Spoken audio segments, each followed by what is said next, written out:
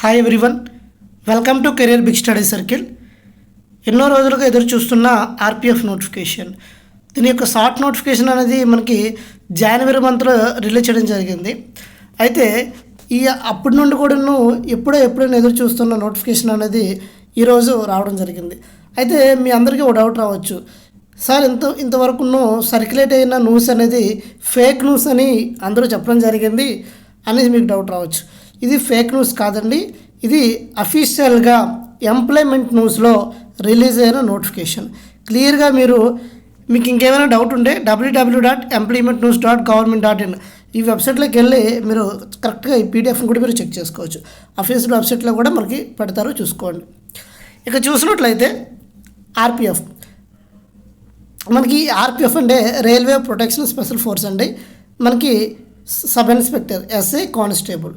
మనకి SI constable ఈ notification అనేది స్టార్టింగ్ డేట్ ఎప్పుడంటే ఏప్రిల్ 15న స్టార్ట్ అవుతుంది, మే 14కి ఎండ్ అవుతుందండి.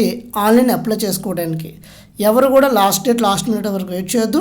అప్పుడు మళ్ళీ ఒకసారి ఇన్ఫామ్ చేస్తాను మీకు ఎలా అప్లై చేయాలి, ఎలా ప్రిపేర్ అవ్వాలనేది క్లియర్ కట్గా మరొక వీడియో ద్వారా మీకు ఇన్ డీటెయిల్ ఇన్ఫర్మేషన్ ఇస్తాను.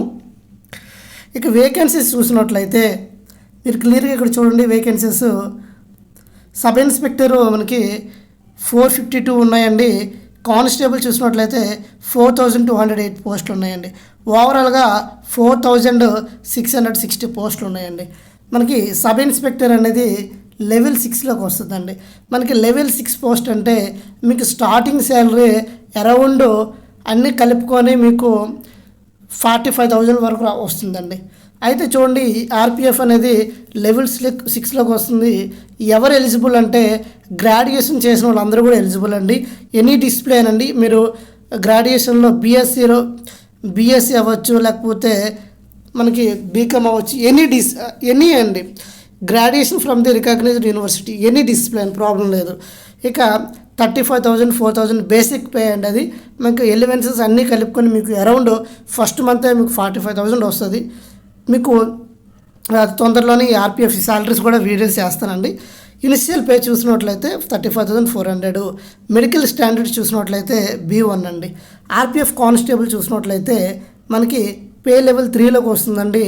Educational qualification 10th class pass or equivalent from recognised board by the government of India. 10th class ఉంటే చాలండి. వాళ్ళ యొక్క శాలరీ ఎంత వస్తుందంటే ఫస్ట్ మంత్ 21,700 అండి.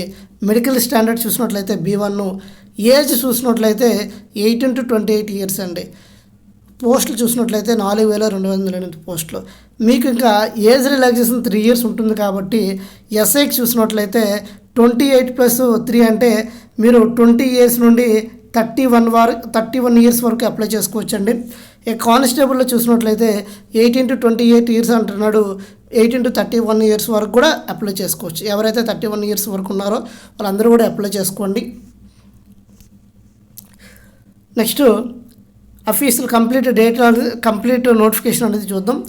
ఏజ్ అనేది యాజ్ ఆన్ 1/7/2024 అంటే మనకి జూలై 1కి మనకి ఇచ్చిన డేట్స్ అనేవి పర్ఫెక్ట్గా ఉండాలండి. తర్వాత candidates waiting for the results prescribed education qualification should not apply.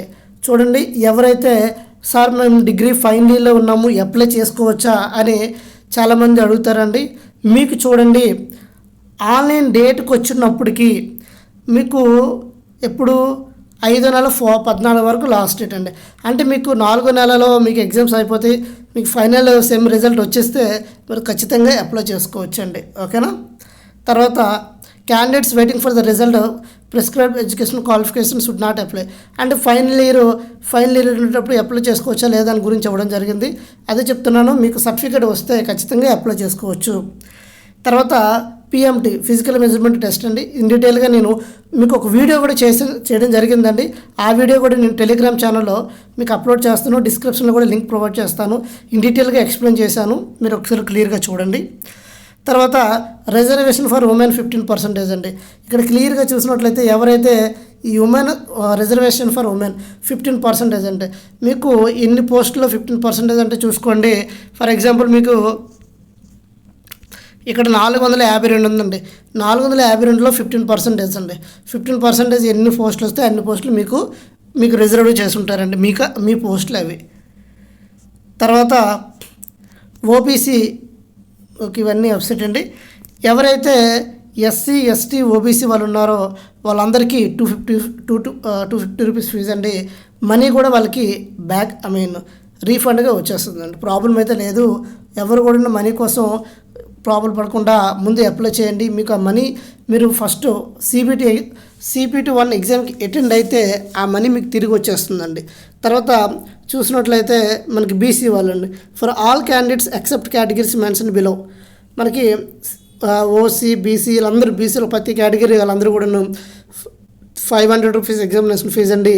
వాళ్ళకి 400 రూపీస్ డిడక్ట్ అయిపోతుందండి, రీఫండ్ వచ్చేస్తుందండి. ప్రాబ్లం అయితే లేదు. ఇక